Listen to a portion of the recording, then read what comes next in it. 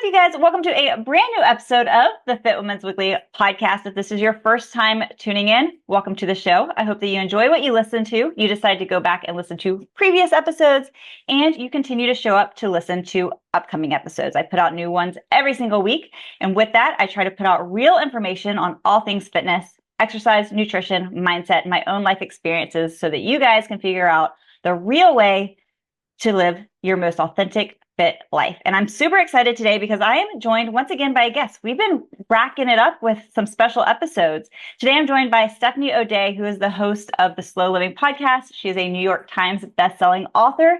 And we're going to have a deep talk about slowing down, right, to be successful and to kind of break through what we expect of ourselves when we have this hustle mentality and how to actually hustle so that you get somewhere. So welcome to the show, Stephanie. Absolutely. Thanks for having me. I'm kind of excited to dive in on this with you and your audience. Absolutely. Congratulations on the new book. Yeah, the book has been fun. It's been a lot of years in the making and the process, and I kind of came around it in a very sort of backwards way. And that I first actually got my start writing online in 2008 with a crockpot site as a New I was going Year's to ask you resolution. about that because, I was noticing that. I was like, oh, she's got some meal plans and stuff. And then I saw that you have something like 14 crock pots. Yeah. So it's funny. I look at the crock pot or the slow cooker now as kind of a metaphor for life, that just because you can do something fast, like sort of pressure cookery, it doesn't necessarily mean that you have to. You can still get the same end result in a slow, steady, and sustainable way. And for me, when I had little kids in the house, it was actually really difficult for me to get food on the table in that kind of witching hour time between 4 and 6 p.m. because they're cranky and it wasn't safe for me to be chopping onions and wielding a knife. So I learned how to sort of shift my mindset and my brain to do it early when I was still highly caffeinated and coherent, and get dinner going, then push a button and walk away. And then I could do all of the stuff that I wanted to do. Mm-hmm. I love that. First off, before we jump into like actually the mindset of things, because it is kind of like crockpot has a season, right? And we're upon it now with like the fall temperatures. Everyone's just like, let's throw some meat in there. It's nice and I don't know, very rich, very homey feeling. So what's your favorite, first off, what's your favorite crock pot? If you got 14, what's the best one? And what's your favorite kind of go-to quick dinner that is always a family favorite? Sure. So go to family dinner. So my children are older now. They are 23. She's in law school. 20. She's away at UC. And then my baby is a 14-year-old. So they're fantastic and amazing and wonderful kids. But still to this day, when they're home, what they want is taco soup. Mm-hmm. So on the site, and I can share the link with you, it's the original taco soup recipe. It's been shared across the internet bazillions of times. And it's just such amazing, wonderful comfort food and highly customizable. If you want it to be vegan or vegetarian, fine. If you want to beef it up with beef, do it. And I walk you through that. But it's comfort food. And my kids, while they were in college, they too used it because it's terribly economical and they could eat from the same pot. Mm-hmm.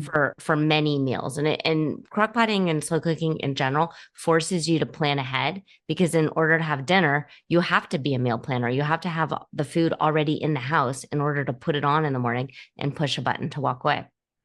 As far as my favorite slow cooker, you're right. I have 14. In 2012, I was filmed by Ninja for the Ninja cooking system infomercial. So I spent some time really pushing that slow cooker, the Ninja cooking system. And it doesn't exist anymore. And I got fired. I didn't even know back in 2012 that Ninja had a crock pot back then. I feel like it's more like you think of Ninja being the more like past 5 years. Yeah, it was really interesting. I learned a lot about that company. Their parent company is Europro, and they actually own the Shark products also. Oh. So so all of the Shark vacuums and Shark steam mop, they own. And the CEO guy is a nice guy. He's got 4 kids and 4 daughters, actually. So I remember sitting in a car with him and I'm thinking, so you know how to braid Barbie hair? And he just started laughing and laughing. I'm like, okay, well, we have a connection here. So, but yeah, so really right now, my go-to would probably be a Hamilton Beach set and forget or cook and carry. The name changes, but it has a rubber gasket lid and locking feature, which is great because if you're taking it with you in the car or it's not going to spill chili all over the back seat. So was it a mistake for me? I actually used to have 2 crock pots, and then when I got my Instapot, I got rid of the crock pot because the Instapot has the slow cooker feature. So I was like, I need space in my kitchen. But was that a mistake? So I don't know if mistake is the right word. I personally like cooking the food in the traditional slow cooker because it's more oval and your food is laid out, whereas the slow cooker feature on an Instant Pot, the food is all kind of stacked like in a coffee can. But that's a me thing. Yeah. Yeah. I mean, we could go on and on. I have some really strong feels. I think mostly it's the metaphor though. Yeah, I know. I was like, okay, I had to pick your brain on that because I actually just had this conversation with my dad a couple of weeks ago. Yeah. And I don't want, we talk about this with the kids is you never want to yuck someone else's yum. So if you're like, you're way into something and it's working for you, great. Yeah. Whatever. Right. You do you. For me, I like this. And then really, when I started shifting about slow living and talking about what you really want out of life and how to get there. What made you go into that change? What made that shift happen? Oh, so I legit got fired. Actually because of the Instant Pot. Oh, wow. Yeah. So my cookbook publishers and literary agent, they wanted me to translate all my recipes to the Instant Pot, and I bought it and I screwed around with it. And I'm like, I get it. Like I get why people like it's not this. the same. It's not, well, it's this, the food sort of comes out the same, but the idea for me of cooking a frozen chicken at 5 o'clock at night when I'm already kind of tired and hangry didn't work. Like I get it. The tech is super fun, but I personally didn't like it. And then with my kids' schedules and sports and that kind of stuff, I liked that dinner could already be done, completely done by 4 p.m. So we could eat like a pre-dinner before soccer and then another dinner later, and the pot would just keep it kind of warm and cozy. But I got fired in about 2016-ish. And I just sort of took a break. I took a break from the internet for a while. I put things on pause. My grandma wasn't doing super well, and I had been taking care of her. And then when she passed away in 2017, there's just kind of this like reawakening, like, okay, well, what do you want to be when you grow up, Steph? And I really started thinking about what I enjoyed about writing online and doing the slow cooking is I could do what I want when I want and get paid for it. And so I started brainstorming and I came up with an acronym for slow, which is to simply look only within and started asking myself some really kind of deep philosophical questions and then going quiet. And then the answers were bubbling up. As you slowed down to really take time to listen. Yeah. And I think in general, most of us, when we do that, the answer is not going to come back of hustle harder, work more. It's just not. Right. Unfortunately, I do feel, though, a lot of us, we do have that philosophy. It's just like, I have to work harder. I have to do more.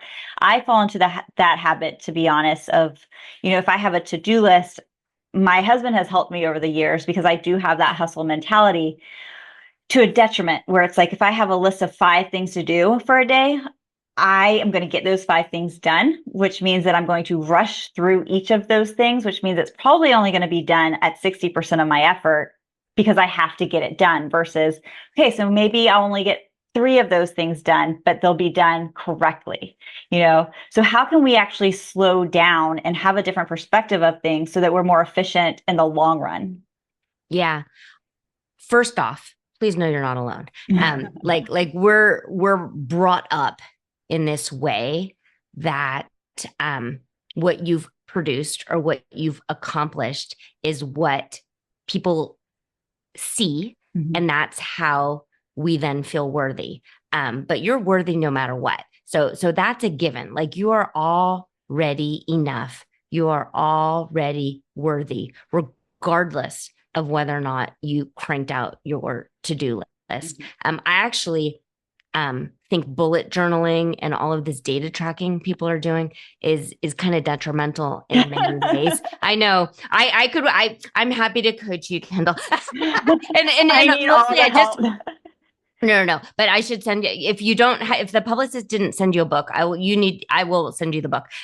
Because in general, it's deciding what makes you feel fulfilled. And when you're lying in bed at night and you feel warm and cozy and you're proud of yourself, it's probably not because you cranked out all of the different things in your life. Mm-hmm. And a lot of times on social media and when we're looking at other people, we have this idea of, oh, if only I was more organized, or when was the last time I scrubbed my baseboards? You can go through your life feeling super fulfilled and proud of yourself with dirty baseboards. It really, truly doesn't matter. I like when I talk to people of kind of work backwards. And if we're lucky, life is long. And you're right. We all could step off a curb tomorrow and get hit by a bus. But that doesn't mean you should live your life in that kind of rush, go, go, go mode. Right. I want you to envision what is it going to be like in my 70s? For me, I want to be able to crawl around on the floor with my grandchildren. I want to have the strength and the stamina in order to go to a yoga class. I want to do my own gardening. I want to push my own shark vacuum around the floor, that kind of thing. So when you look at it in that way, great. Okay. So then what really matters today? Do I really have to do all the things on this arbitrary to-do list, or am I just doing them out of rote obligation or because I think someone else might be impressed if I do them? Right. And I think a lot of times we get into the habit of doing things because you feel like you have to do them versus like doing things that are actually moving you forward, right? There's like work, and then there's the good work that actually pushes you ahead. And sometimes that busy work, we think we're doing something to help, but really it's just an excuse to not do the other stuff sometimes, right? So I know that I'm not alone in the people that are, I gotta go. And I love what you're saying, but a lot of people are going to hear this and be like, yeah, but I'm trying to build a business, or, I still have to do all of this stuff in my day. What are some of the easy tips just to help get started? Where it's like, I know that my anxiety is driving me crazy, and I've got to be able to lay in bed and reflect on what makes me happy versus laying in bed going, I didn't do this. Tomorrow, now I have to add that one more thing to my list that's already a page long. Yeah. Yeah. I think paying attention and doing some work on feeling enough as is and sitting with it. Sometimes I ask women to just sit in front of a mirror and make eye contact with themselves. And that is so scary for a lot of people.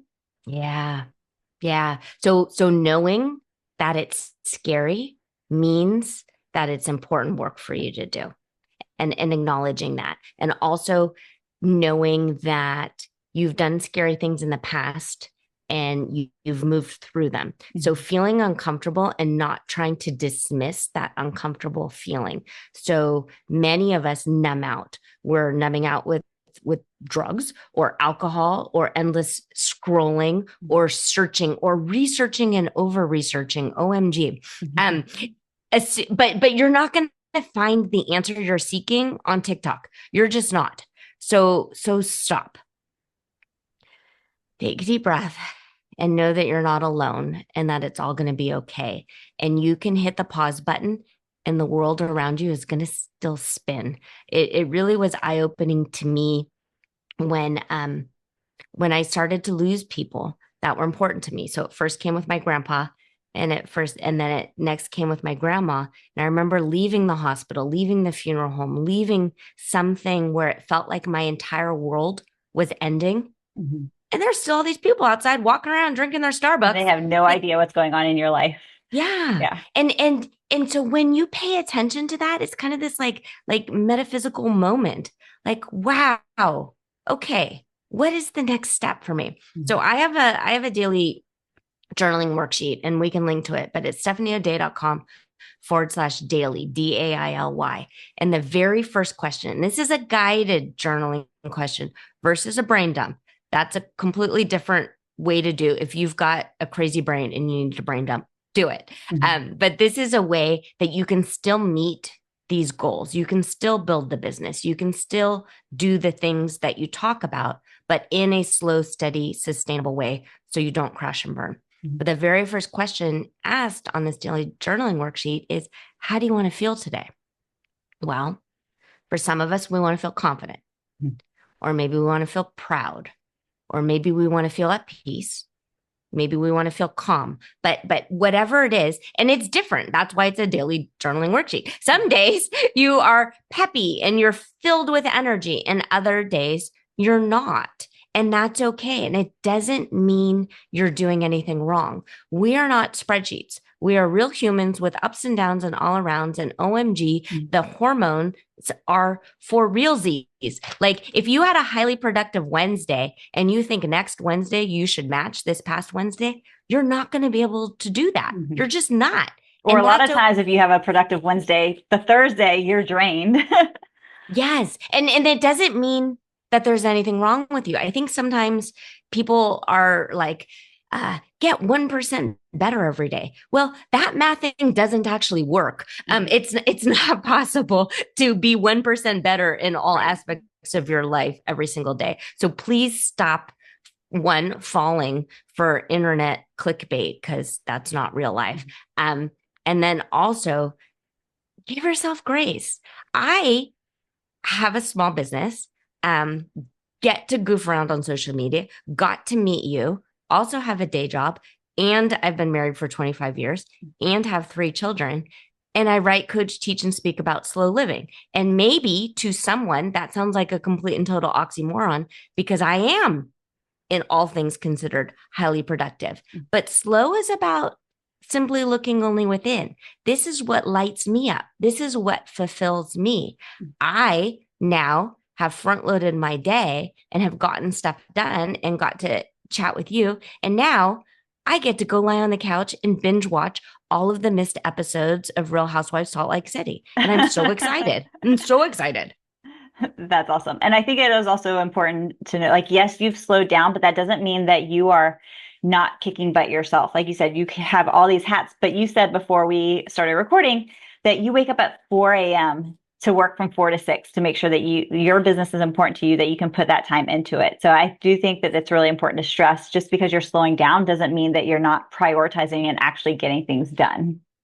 Yeah, absolutely. Absolutely. I have a bouncy brain. I am type A, but I also value rest. And because I have this end goal of what I want in my 70s and 80s, I know, one, need to make a certain amount of money so the bank account is full, and then need to pay for colleging, need to do all these things.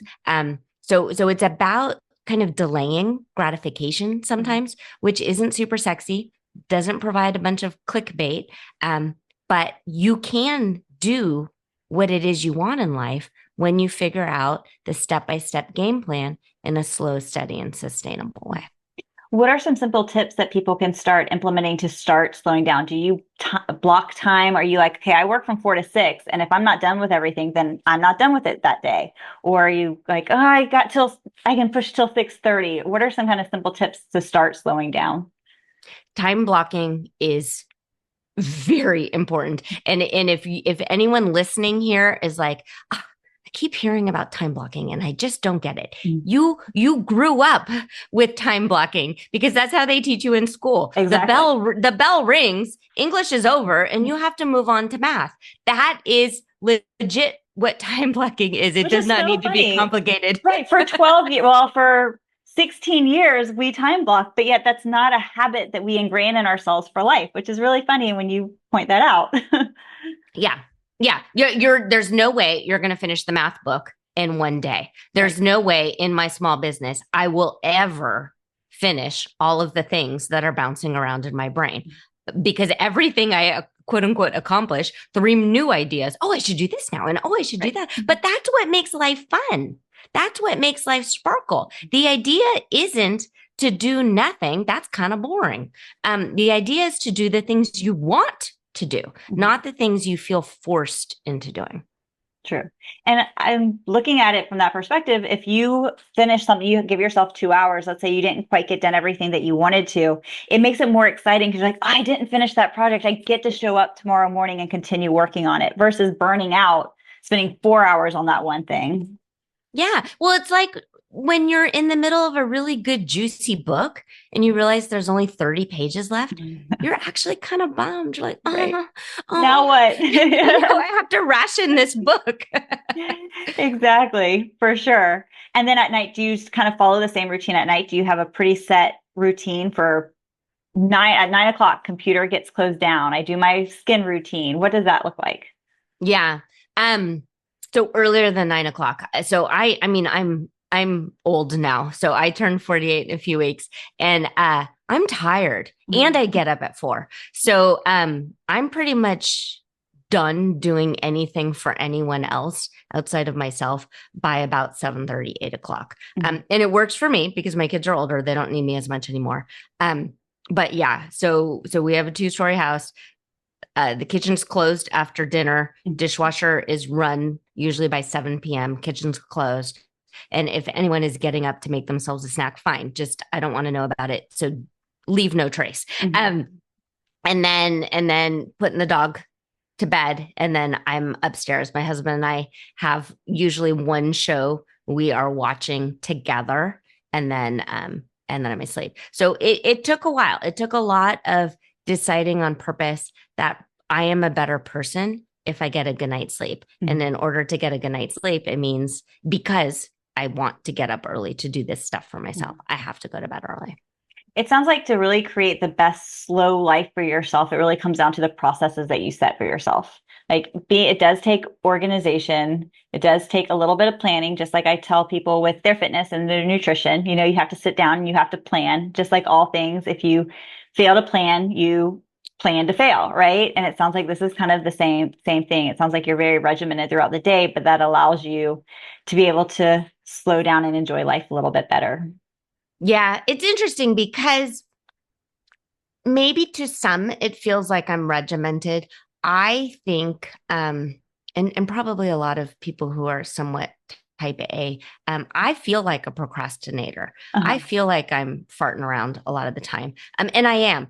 Many times I'm working, but then I'm also kind of listening to a podcast, or I am thinking of something to write, but then I decide, I'm going to go down this rabbit hole and over research in some weird way. But it's fulfilling and I don't miss deadlines. So I think for a lot of us, we think that if you're time blocking, you have to be like on, and every single section or segment of your day is scheduled out. Maybe if that makes you feel good, you can do that. I know for myself, since I miss no deadlines and we're always early to appointments, I just sort of plan my days around these kind of like big rocks. So if you've got like a day and your big rocks are scheduled, and then you schedule some little rocks around them, but sand, peripheral stuff, scrolling social media, chatting with a friend, for me is not usually scheduled out. As a type A personality, when you find yourself, because I'm sure that you do, like all of us do, you're getting through this great flow, you feel great, but all of a sudden you start getting to that headspace of, I got to do more, I got to do this, I got to do this. How do you handle those moments to bring yourself back down to slow down again? Yeah. So for me, journaling works really well, and deciding that what I'm feeling is a feeling and not a fact. And just acting on the facts. So if I feel less than, or if I feel uncomfortable, I don't try and dismiss the feeling. I try and sit with it and own it. I'm a big person who likes yoga. I spend a lot of time yogaing, and what's nice is when you're in the middle of a nice like vinyasa flow and you're no longer thinking about what the next pose is, your brain can kind of wander off and it turns into a meditative state. And anxiety is real, uncomfortableness is real. And trying to talk yourself out of a feeling you're having actually prolongs the feeling. And the best thing to do is to probably name it and label it. I work with young children. And so if someone is talking about, I have anxiety or I have this or I have depression, and we sort of circle back around and say, so you're having an anxious thought. So let's try and figure out what this anxious thought is. And it may be for you. Versus like labeling others. yourself and giving anxiety stronger power than it needs to have. Yeah. And many times my uncertainness is I am recording this podcast episode and my biggest worry is no one will listen to it. And I sound moated and I wasted all my time doing this. Okay. That isn't a fun thought to have. So let's step into that.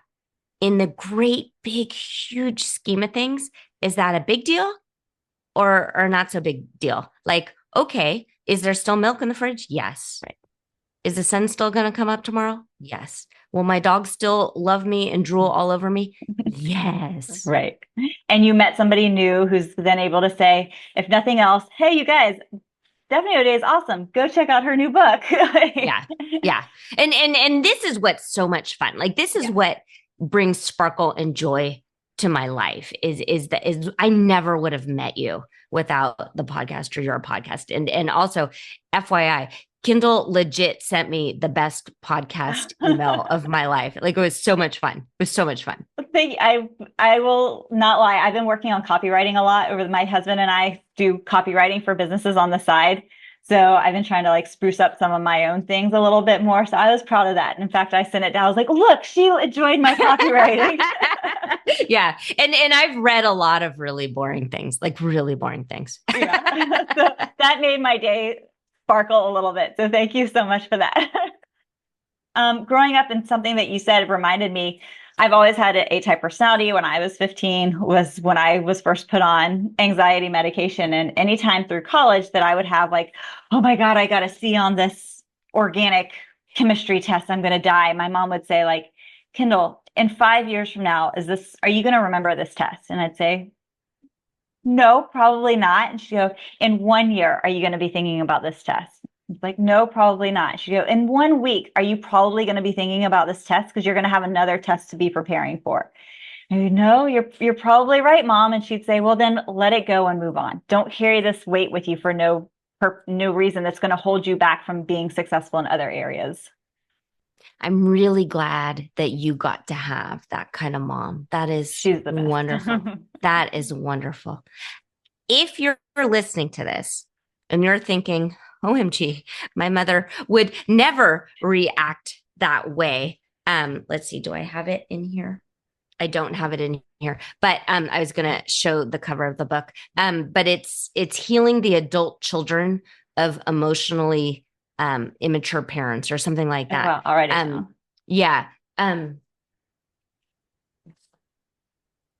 I'll make sure to find it on Amazon. Oh, okay. It's a fantastic book. But if you realize that maybe some of your anxiety, maybe some of your mindset issues, or the feeling of not being good enough stems from not having an awesome mom like Kindle does, you can fix this.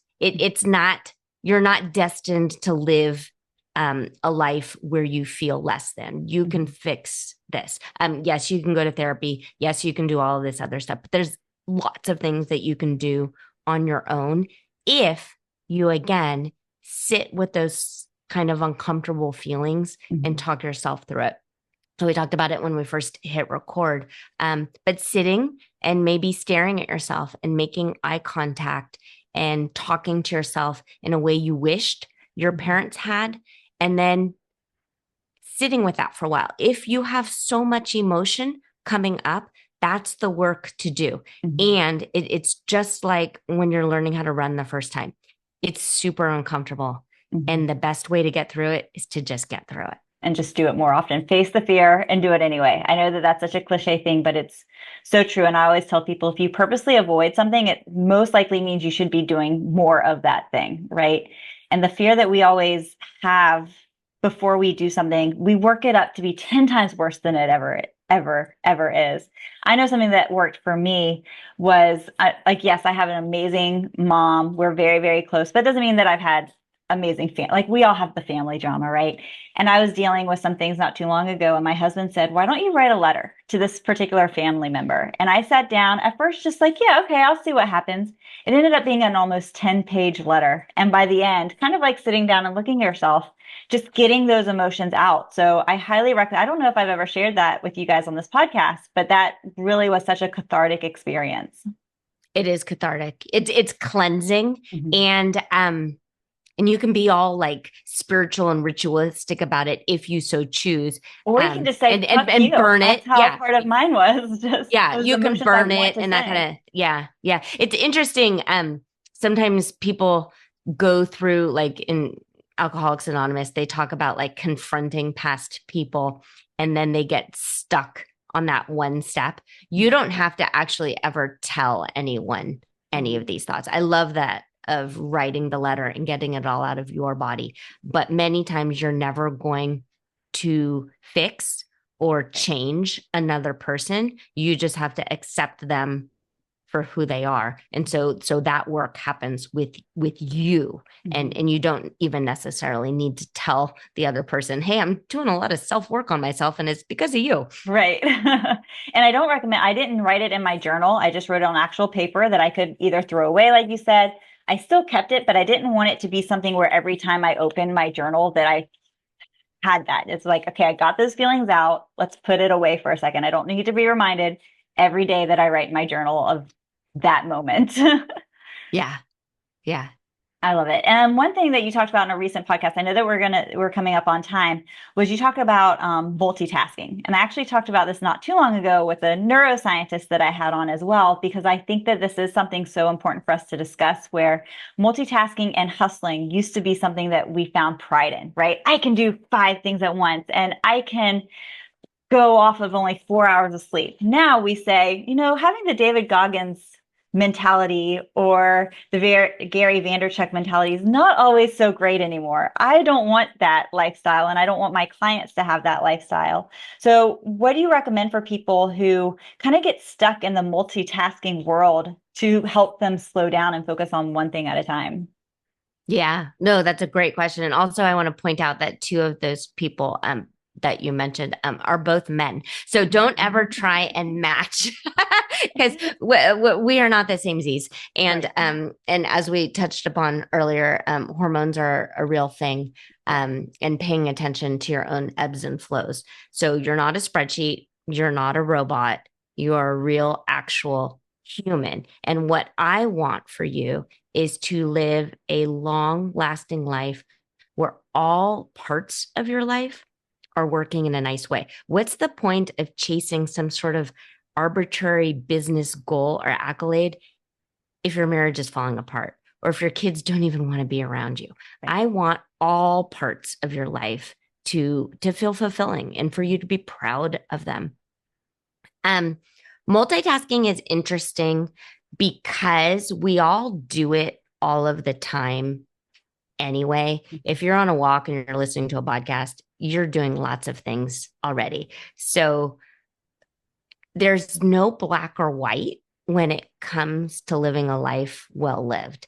But that's not what sells books, and that's not what provides things for you to click on online. Mm-hmm. And I've been online long enough to know this, but that's just the way the algorithm works. The algorithm wants to divide you into two camps: people who like to multitask and two people who think it's horrible and the worst thing you could possibly do. I'm okay with both. I really am. Yes. I think you should do you. If I'm in the middle of a writing project that I am really needing to be creative for, I would prefer you not to interrupt me. So it's not necessarily multitasking as much as it is context switching. If you are a neurosurgeon and you're in the middle of a surgery, you probably shouldn't also be trying to balance to your learn bank. Spanish through a podcast. Yes, yes, yes. But you So, could probably listen to the last, yeah. a criminal podcast that's just purely entertainment in the background. Well, maybe not while you're doing neurosurgery, but That's true. but you could maybe if you're driving back and forth to work or Right. something that you're already doing on autopilot and you no longer need to think about. The first time I drive anywhere, I need to pay attention because I need to listen to the GPS lady. Otherwise, I will get lost. I legit will get lost. Do not take me on The Amazing Race. I have no sense of direction whatsoever. But I now can drive certain places in my sleep, which means if you ask me, hey, Steph, how'd you get to work today? I couldn't even tell you. I couldn't even tell you. So that means I could be doing some other things. Can you cook a lovely dinner and also have a conversation and be listening to 80s music? Yes.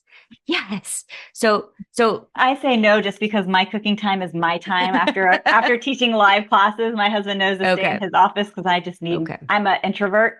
So I'm like, there's nothing else going on in my kitchen.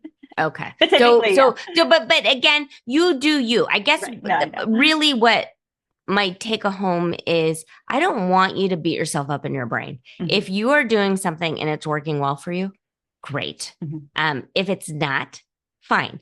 But also if you aren't time blocking appropriately and you're trying to do something businessy and your kids are asking you questions and you're snapping at them and being mean, that's not a multitasking problem. That's a time management problem. Mm-hmm. And you need to pay attention to that. I love that. All right. So Steph, I know that we're coming up on time. Where can people check out your podcast, where they can find out more about you, and where can they get a copy of the new book? Absolutely. So the new book is Slow Living: Cultivating a Life of Purpose in a Hustle-Driven World. And it's wherever books are sold. You can get it for Amazon. It's written for pretty much anyone. If you're right out of college, new trying to adult, it's a great book. If you are in the middle of kind of maybe a quarter life or midlife crisis, this may be of help to you. Mm-hmm. And I'm happy to be of help. The podcast is the Slow Living Podcast. And I am so happy to have been here and to meet you. Thank you. It was so much fun. I am so glad that you responded back to my email and we were able to set this up. And I'm happy that today was a holiday. So you guys were recording this on Veterans Day. So of course, my thoughts are with all veterans. Thank you so much for serving. And then it also helped us open up a schedule to be able to chit chat today. So thank you so much. All right, you guys, if you enjoy this podcast, do me a favor, make sure that you subscribe if you're watching this on YouTube, like the video, comment down below, and I will make sure that in the show notes, there are all the links to go check out Steph's book, her website, her podcast. And of course, I'll make sure to put down links below as well for you guys to find out more about Fit Women's Weekly and how you can train with me Monday through Friday live through Fit Women's Weekly Live. You can try it out for free. So go click the link and I'll be back next week for a brand new episode.